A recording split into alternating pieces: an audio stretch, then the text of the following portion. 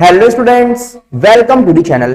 तो बेटा आज हम स्टार्ट कर रहे हैं एक नया चैप्टर जिसका नाम है पार्टीशन वैल्यूज। तो पार्टीशन वैल्यूज क्या होती हैं, इनको किस तरह से कैलकुलेट किया जाता है डिफरेंट सीरीज में, आइए समझते हैं। देखिए, जैसे हमने मीडियन के बारे में पढ़ा हुआ है कि मीडियन का काम क्या होता है, जो भी आपकी पूरी सीरीज है उसको वो इक्वल टू पार्ट्स में डिवाइड कर देता है ना। तो टू पार्ट्स में डिवाइड करने का काम किसका होता है, मीडियन का। अब इसी तरह से जो पार्टीशन वैल्यूज हैं उसमें हमें मिलते हैं क्वार्टाइल्स, इसी तरह मिलते हैं डेसाइल्स और मिलते हैं परसेंटाइल्स। जो हम क्वार्टाइल्स की बात करें तो क्वार्टाइल्स जो है वो पूरे डेटा को इक्वल 4 पार्ट्स में डिवाइड कर देता है, ठीक है ना।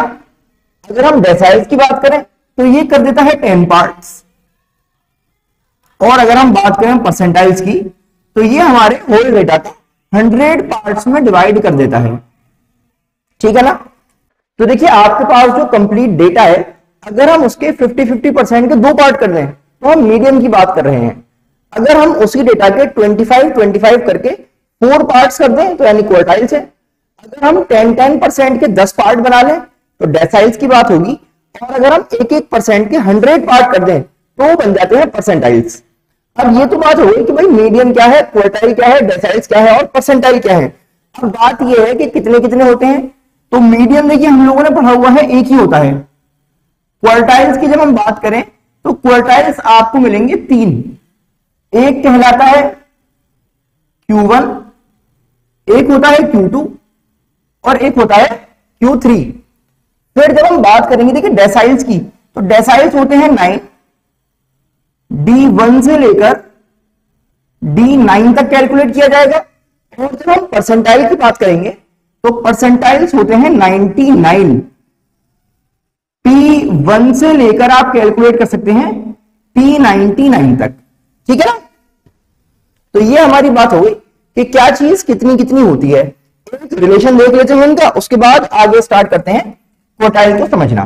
देखिए, जो हमारा मीडियन है वो बराबर होता है Q2 के, ये बराबर होगा D5 के, और ये बराबर होगा P50 के।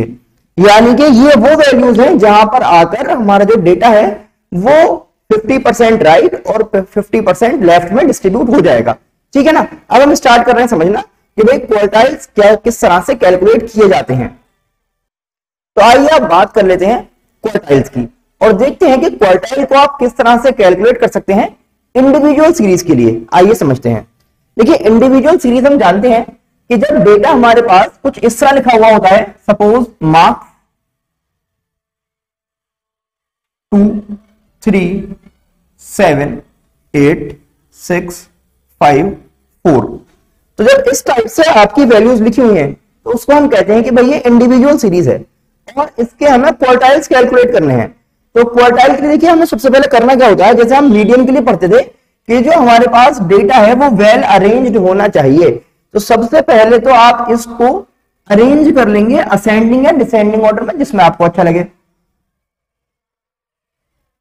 तो इसको अरेंज कर लेते हैं और एक जगह आप लिख लेंगे इसमें सीरियल नंबर्स। तो 1 2 3 4 5 6 और 7। तो यहां पर 7 वैल्यूज है, इनको अरेंज करते हैं। देखिए, सबसे पहले आएगा 2, फिर 3, देन 4, देन 5, फिर आएगा 6, फिर है 7 और फिर है 8। ये हमारे पास वैल्यूज आ गई, ठीक है ना। सीरियल नंबर लिखने बहुत जरूरी है क्योंकि ये काम में आएंगे। देखिए अभी आपको, अब हमें क्या करना है कि ये जो हमारे पास वैल्यूज हैं इनको क्वार्टाइल्स में डिस्ट्रीब्यूट करना है। तो क्वेश्चन में कहा गया सपोज आपसे कि कैलकुलेट कीजिए अपर एंड लोअर क्वार्टाइल। अब अपर क्वार्टाइल का मतलब हो गया Q3 और लोअर का मतलब हो गया Q1। इसको सब ध्यान रखेंगे। कैलकुलेट कैसे होगा समझिए। देखिए, सबसे पहले आप ये देखेंगे जो आपके पास डेटा है उसमें कितनी आइटम्स हैं। तो आइटम्स हमारे पास है 7, इसीलिए हमने सीरियल नंबर यहां बनाए थे। और फॉर्मूला ये कहता है n+1/4 आप अगर कर दें तो आपको मिल जाएगा फर्स्ट क्वार्टाइल। बिल्कुल मीडियन की तरह उसमें था n+1/2, क्योंकि मीडियन 2 पार्ट में कर रहा था, इसको करना है 4 पार्ट्स में। तो n प्लस 1/4 कर देंगे आप, तो ये हो जाएगा देखिए 7 + 1/4। इसका क्या मतलब होगा, देखो 8/4 कितना हो गया 2, तो इसका मतलब हो गया सेकंड आइटम जो भी होगा वो मेरा Q1 कहलाएगा, ठीक है ना। ये नहीं आंसर, सेकंड आइटम जो आएगा, तो सेकंड आइटम क्या है 3, तो 3 हो गया Q1। Q1 की वैल्यू कितनी आ गई 3, ये आ गया भाई Q1। अब हम बात करते हैं देखिए Q3 की। तो अगर हम बात करें Q3 की, तो Q3 के लिए क्या करना है, सेम इसी फॉर्मूले में, बस यहां 3 से मल्टीप्लाई करवा देंगे आप। समझिए ये कुछ इस तरह कहलाएगा, देखिए n + 1/4 × 3, तो ये जो भी वैल्यू आएगी वो आपका थर्ड क्वार्टाइल हो जाएगा। तो 3 × 8/4 हो जाएगा। क्यों हो जाएगा भाई, क्योंकि 7 + 1 करेंगे ना, सेम वैल्यूज आ जाएंगी यहां पर, तो ये हो जाएगा आपका देखिए 6, यानी कि 6th आइटम जो होगा वो मेरा आंसर है। तो 6 नंबर पे क्या लिखा हुआ है देखेंगे यहां पर आप 7, तो Q3 जो है उसकी वैल्यू आ जाएगी 7। तो इस तरह से आप कैलकुलेट कर सकते हैं क्वार्टाइल्स। ये आ गया Q3। और जैसे मैंने आपसे कहा कि वैसे तो क्वार्टाइल 3 होते हैं, लेकिन भाई फर्स्ट क्वार्टाइल और थर्ड क्वार्टाइल स्पेशली काम में आता है, क्योंकि अगर हम सेकंड क्वार्टाइल की बात करें तो वो मीडियन होता है।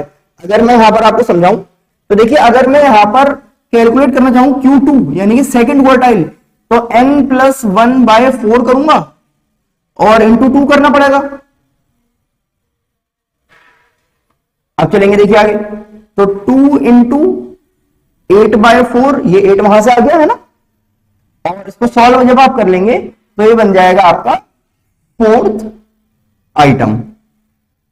आप देखेंगे भाई 4th नंबर पे क्या है, 4th नंबर पर 5 लिखा हुआ है, तो ये कहलाएगा Q2।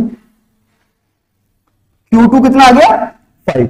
अब मैंने आपको एक बात ये बताई थी कि जब आप बात कर रहे हैं मीडियन की और Q2 की, तो दोनों सेम होते हैं। अगर हम यहां पर मीडियन की बात करें तो मीडियन हो जाएगा आपका n + 1/2। n कितने हैं देखिए 7 + 1/2 जब आप कर देंगे तो ये वैल्यू आ जाएगी 8/2 विच इज इक्वल टू 4, यानी कि 4th आइटम जो भी है वो आंसर हो जाएगा। मीडियन में देखिए 4th नंबर पे क्या है, 4th नंबर पे सेम वही चीज आ रही है 5। तो जैसा भी कहा गया था कि Q2 और मीडियन दोनों ही हमारे सेम होते हैं। तो ये हमने समझा कि क्वार्टाइल्स किस तरह से कैलकुलेट किए जाते हैं इंडिविजुअल सीरीज में।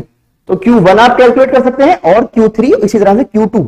आगे तो आपको समझ में आ गया होगा। अब आपको करना क्या है बेटा, इसकी प्रैक्टिस कीजिए, अपने फ्रेंड्स को जरूर शेयर कर दें, चैनल को सब्सक्राइब करना बिल्कुल भी ना भूलें।